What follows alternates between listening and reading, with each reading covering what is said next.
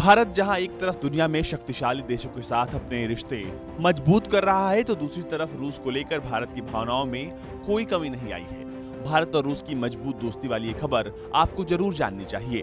दरअसल रूस के राष्ट्रपति व्लादिमीर पुतिन ने पीएम मोदी के जन्मदिन पर उन्हें बधाई दी है।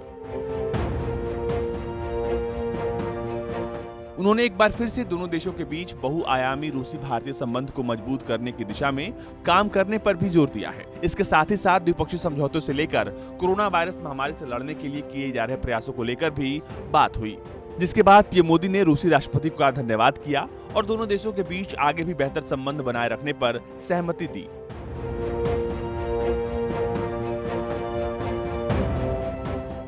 राष्ट्रपति पुतिन ने पीएम मोदी को एक लेटर लिखकर बधाई दी है। पुतिन ने अपने पत्र में लिखा है कि माननीय प्रधानमंत्री नरेंद्र मोदी, जन्मदिन की 70वीं वर्षगांठ पर मेरी ओर से शुभकामनाएं स्वीकार करें। एक सरकार के मुखिया के तौर पर अपने कामों से आपने देशवासियों के बीच सम्मान और अंतर्राष्ट्रीय प्रतिष्ठा हासिल की है। आपकी अगुवाई में भारत सामाजिक, आर्थिक, वैज्ञानिक और तकनीकी विकास के साथ आगे बढ़ रहा है।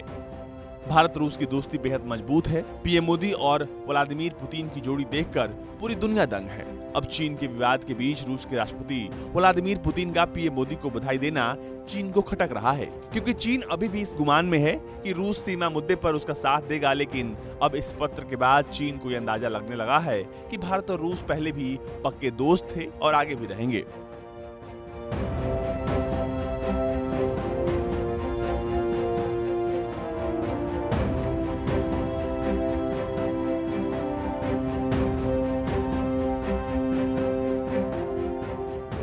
भारत और रूस के रिश्ते बदलते वक्त के साथ मजबूत होते चले गए हैं। तभी तो जब रक्षा मंत्री राजनाथ सिंह रूस के दौरे पर थे, तो अत्याधुनिक AK-203 राइफल के लिए भारत रूस के बीच समझौते को अंतिम रूप दे दिया गया था।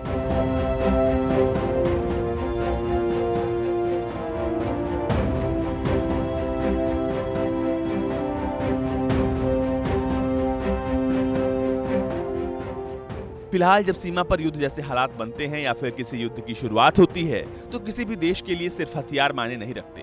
जीत के लिए अच्छे हथियार भले ही जरूरी हो, लेकिन वैश्विक स्तर पर युद्ध कोई देश तभी जीत सकता है जब उसके सहयोगी देश भी उतने ही ताकतवर और प्रभावशाली हों। और ऐसे में भारत और रूस की दोस्ती इस बात की मिसाल है।